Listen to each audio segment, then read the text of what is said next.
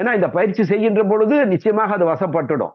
ஆனா ஒரு ஆன்மீக சாதகனுடைய நோக்கம் என்ன, எதுக்காக இதை பயிற்சி பண்றான் அப்படின்னா, தான் எந்த இடத்துல வந்து அந்த மனதை நிலைநிறுத்தி தன்னுடைய குரு சொல்றாரோ அந்த இடத்துல மனதை நிலைநிறுத்தி இறைவனை சிந்திக்கணும் அப்படின்ற ஒரே நோக்கம் தான். அவருடைய நோக்கம் இது போன்ற சித்துக்களை பெறுவது அல்ல. அவருடைய நோக்கம் இதையெல்லாம் கடந்து ஆட்டோமேட்டிக்கா இது வரும். வந்து ஒரு காந்தத்துக்கிட்ட போகும்போது அது வந்து பக்கத்துல இருக்கிற சாதாரண ஒரு இரும்பு துண்டு காந்தத்தினுடைய இதை எப்படி எடுத்துக்குதோ, அது மாதிரி இறைவனை நோக்கி இந்த மனம் இறை மனதை நோக்கி ஜீவ மனம் செல்லுகின்ற பொழுது நெருங்க நெருங்க அந்த இறையாற்றல்கள், ஏன்னா நீங்க மூலாதாரத்துல தான் ஒண்ணு ஒண்ணா கடந்து நீங்க சகசிராரம் இறைவன் இருக்கும் இடம் இல்லையா? அதானே? அதுதான் எல்லா சித்தர்களும் ஞானிகளும் சொல்லியிருக்காங்க. நான் என்னுடைய பல வகுப்புகள்ல திருக்குறளை பற்றி பேசுகின்ற வகுப்புகளையும் சரி, பல இதுல வந்து நான் அதை பத்தி நான் பேசியிருக்கேன்.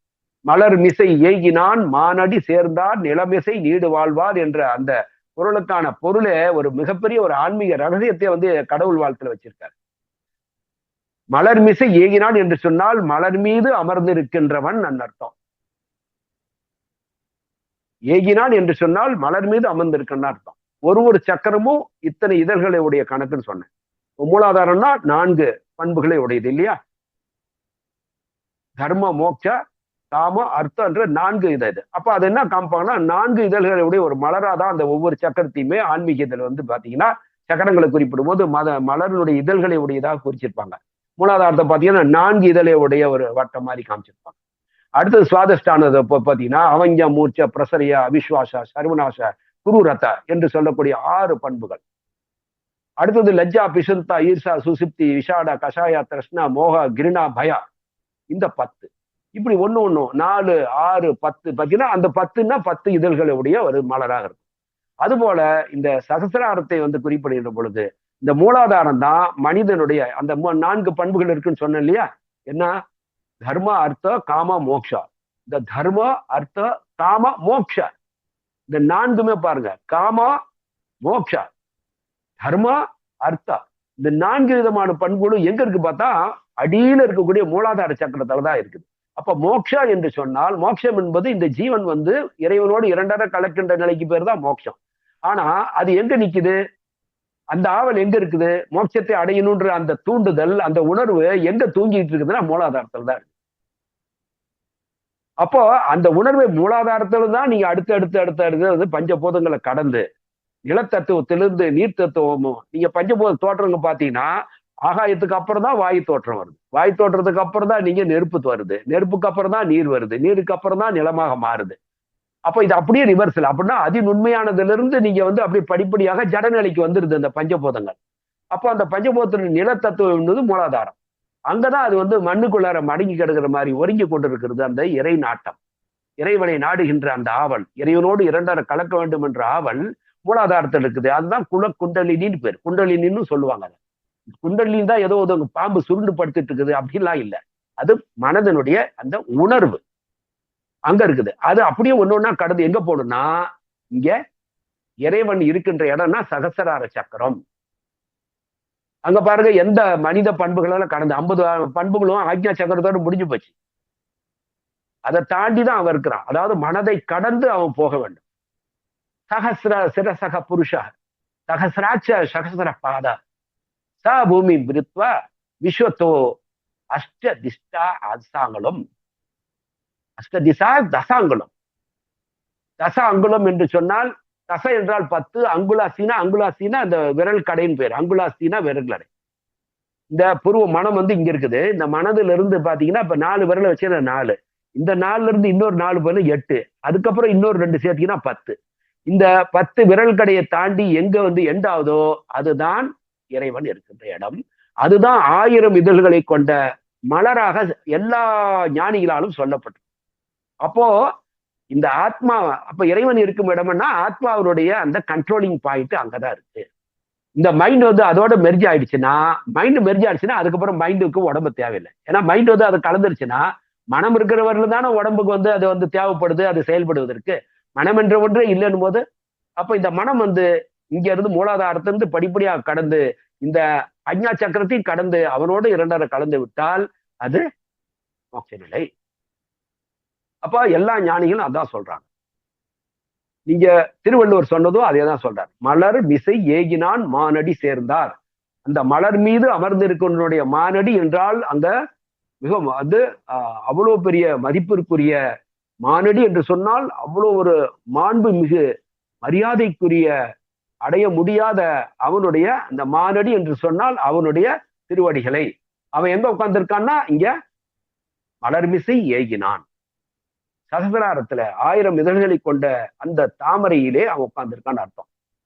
இது எல்லாமே எண்ணங்கள், எல்லாமே சிந்தனைகள், எல்லாமே எண்ணங்கள். அதை உருவகப்படுத்தி பார்க்க முடியாது.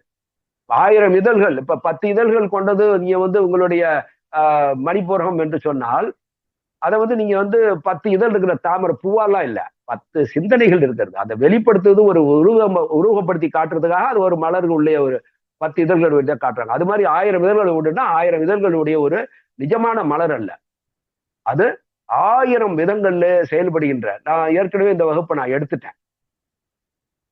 மூலாதாரத்துல 4, சுவாதிஷ்டானத்துல 6, மணிப்பூரத்துல இது, அடுத்தது இங்க அநாகத்துல இங்க 12, அடுத்தது இதுல விசுத்தத்துல 16 இல்லையா?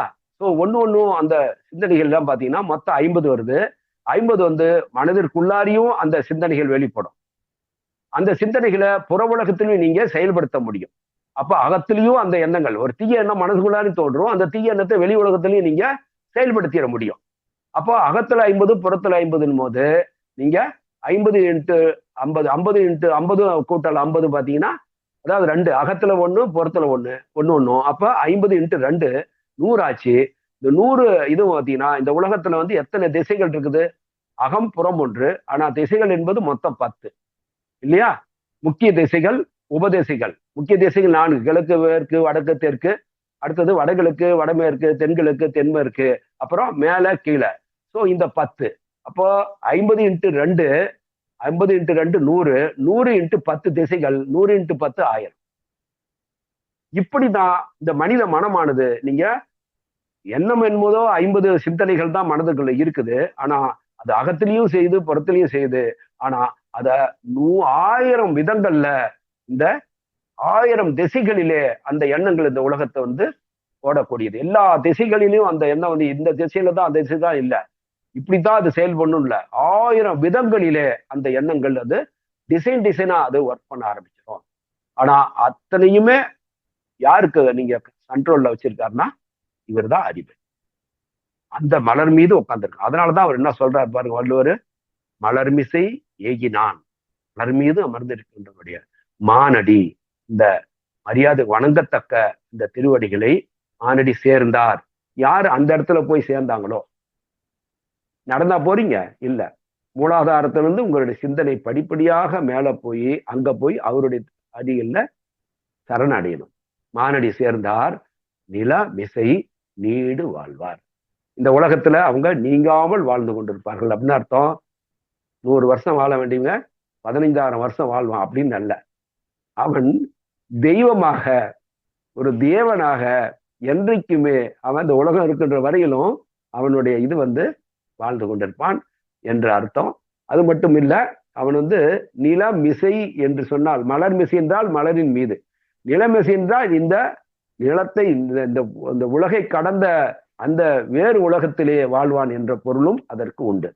ஆகவே இந்த நம்ம இதை இந்த தாரணா என்று சொல்லக்கூடிய இந்த மன ஒருநிலைப்படுத்துகின்ற சக்கரங்களிலே எப்படி மனதை ஒருநிலைப்படுத்தணுன்ற பயிற்சியை முறையாக நாம ஆச்சாரியார்கள் மூலமாக, குருவின் மூலமாக கற்றுக்கொண்டு செய்தால்தான் இதுல வெற்றி.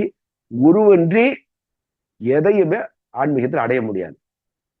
ஆகவே இந்த தாரணா இதெல்லாமே பாத்தீங்கன்னா எதுக்கு? முதல்ல பாருங்க, யம நியம ஆசன பிரணயாமா பிரத்யாகாரா தாரணா 6 ஆச்சா.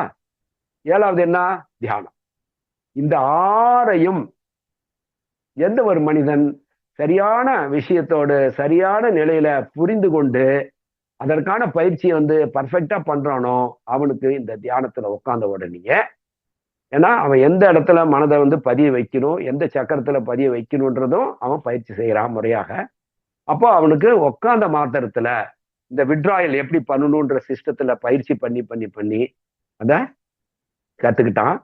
அப்போ உட்கார்ந்து ஒரு சில நிமிடங்கள்லேயே அவன் மனமானது புற உலக சிந்தனைகளிலிருந்து விடுபட்டு எந்த இடத்துல ஒரு குறிப்பிட்ட புள்ளியில மனதை நிலைநிறுத்தி அந்த இடத்திலிருந்து அவன் மனம் சிந்திக்க ஆரம்பிக்கின்ற பொழுதுதான் இதெல்லாம் கரெக்டா இருக்கணும். கரெக்டான எந்த இடத்துல அந்த மைண்டை பிக்ஸ் பண்ணணுன்றது, அடுத்தது எந்த மந்திர ஓசையை உச்சரிப்பது, அது எப்படி சுவாசத்தோடு உள்ள நடைபெறுவது, அந்த சுவாசம் நீங்க அந்த இறையன் சிந்தனையில் இருக்கும்போது எப்படி அது சிந்திக்க சிந்திக்க அது ஸ்லோ டவுன் ஆகும்.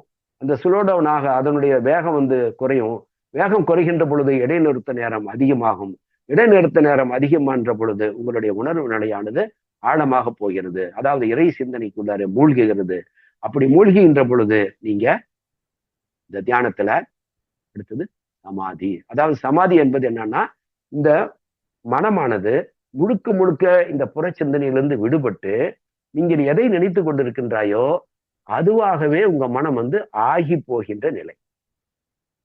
அப்படி அதுவாக கம்ப்ளீட்டா இதுல இருந்து டிஸ்டாச் ஆயிடும். இந்த புற உலகத்திலிருந்து அது மைண்ட் டிட்டாச் ஆகி இந்த உடம்பு எங்க இருக்கு, உடம்புக்குள்ள இருக்கிற நினைப்பும் அது இருக்காது.